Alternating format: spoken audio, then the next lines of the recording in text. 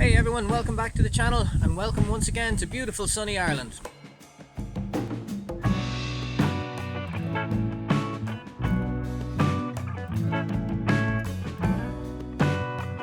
In our last episode we asked the question, can Wi-Fi actually harm your plants?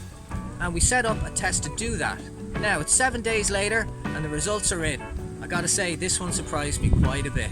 So let's go and have a look. Okay, in front of me we have our two groups.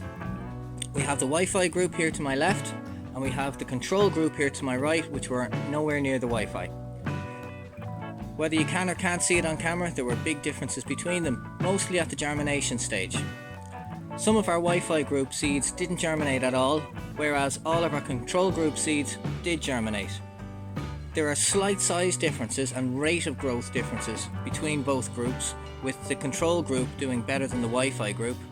And also, one or two of the Wi-Fi group are slightly deformed, whereas all of the control group are pretty normal, pretty consistent. Now to recap really quickly, we took 16 seeds in each group, we put 2 seeds into each cell tray to eliminate bad germination affecting the results. The variety that we used was Autumn Calabrese broccoli, and if you want to see the full episode of how we set up the test, I'll stick a link to it somewhere on the screen above me. Okay, so let's get in and have a look at the day-to-day photos of the progress of how these did from day 1 right up to today, day 7. On day 2, the Wi-Fi group had only 2 starts which had germinated, whereas our control group had more. By day 3 and 4, the differences were really apparent that the control group was getting ahead and making progress faster than the Wi-Fi group. And by day 6, yesterday, both groups were starting to catch up, but still a noticeable difference in the Wi-Fi group versus the control group. So when it comes to EMFs and radio frequencies, distance is key. The further you are away from it, the less it's going to affect you and the weaker the signal is. That goes without saying, I suppose. You can look up a law called the inverse square law in physics, and that will describe exactly the difference that distance versus intensity makes when it comes to radio frequency and EMFs. So all we can go by is the results of this test that we have done in front of us today. There's probably lots of other stuff online that you can look up and see more detailed specific readings. But basically, having the plants beside the Wi-Fi router in close proximity to the Wi-Fi emissions has definitely made a difference. It has definitely stopped 2 seeds germinating and it has created slight deformities in some of the sprouts. So here's my confession. So far, all year this year, I have done all of my seed starts in that same room with the Wi-Fi router because I didn't know any better.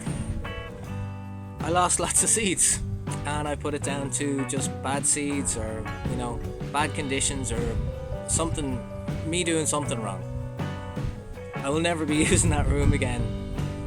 From now on, everything is going into a different room, a good distance away from the router, and hopefully next season we'll have some better results. So that's what we could take away from this episode. Wi-Fi signals, radio frequency emissions, EMF emissions do definitely have an effect on plant life. So there's the results. Sure was a surprise to me.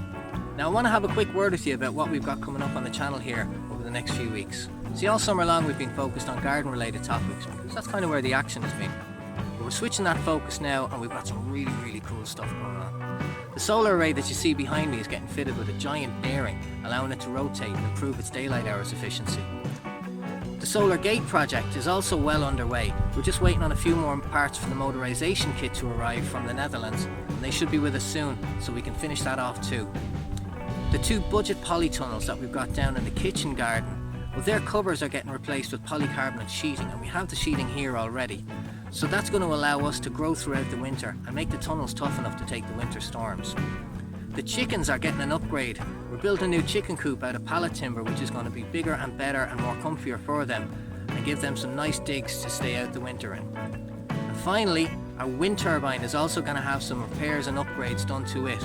So if that's the kind of thing that will interest you, hit that subscribe button and the notification bell so you can keep up with our content as we publish it.